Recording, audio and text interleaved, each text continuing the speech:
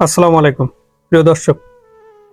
জনগণের সরকার 180 দিন শীর্ষক প্রকল্পে ইবুকে স্থান পেয়েছে নবম জাতীয় পে স্কেলের সমস্ত তথ্য।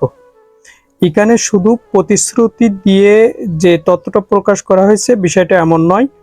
এখানে কিভাবে বাস্তবায়ন করা হবে, কয় ধাপে বাস্তবায়ন করা হবে, পদ্ধতি কি, এবং তার জন্য কত টাকা বরাদ্দ রাখা হয়েছে, পেনশন গ্র্যাচুইটি তাদের জন্য কিভাবে বরাদ্দ রাখা হয়েছে, কত শতাংশ বৃদ্ধি পাবে, এমন সকল তথ্য ওই ইবুকে প্রকাশ করেছে সরকারের পক্ষ থেকে, অর্থাৎ পে স্কেল বাস্তবায়ন হবে এটা শিওর। কিন্তু এখানে আর একটা বিষয় হলো যে পে স্কেল যে কোনো সময় বাস্তবায়ন হবে এমন তথ্য প্রকাশ করা হচ্ছে, এবছরই বাস্তবায়ন করা হবে। কিন্তু পে স্কেল বাস্তবায়ন করার জন্য তার গেজেট প্রকাশ করতে হবে। কিন্তু আমির খসরু মাহমুদ চৌধুরী অর্থমন্ত্রী উনি মিটিং করেছেন, সভা করেছেন, বলছেন যে আরো কিছু বিষয় আমাদের আলোচনা পর্যালোচনার বিষয় রয়েছে যেগুলো ঠিক করতে হবে, ঠিক করে এটা ঘোষণা করতে হবে। এখন পর্যন্ত এই তথ্য পাওয়া গেছে, কিন্তু কর্মচারীদের চাওয়া যে সর্বনিম্ন বেতন 20,000 টাকা এবং আগস্টের ভিতরে গেজেট ঘোষণা করতে হবে।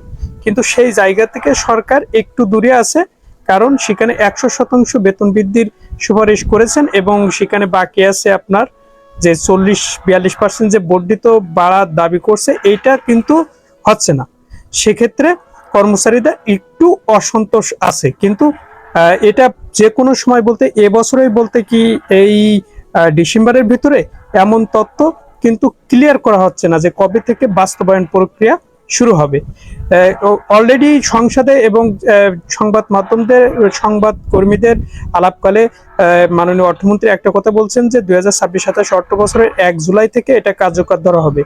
তাহলে কার্যকর 1 জুলাই থেকে ধরা হলে সেটা বাস্তবায়ন প্রক্রিয়া কতদিন লাগতে পারে, এই এমন একটা তথ্য কিন্তু জানতে চাচ্ছে বা জানার জন্য দর্শক উদ্গ্রীব।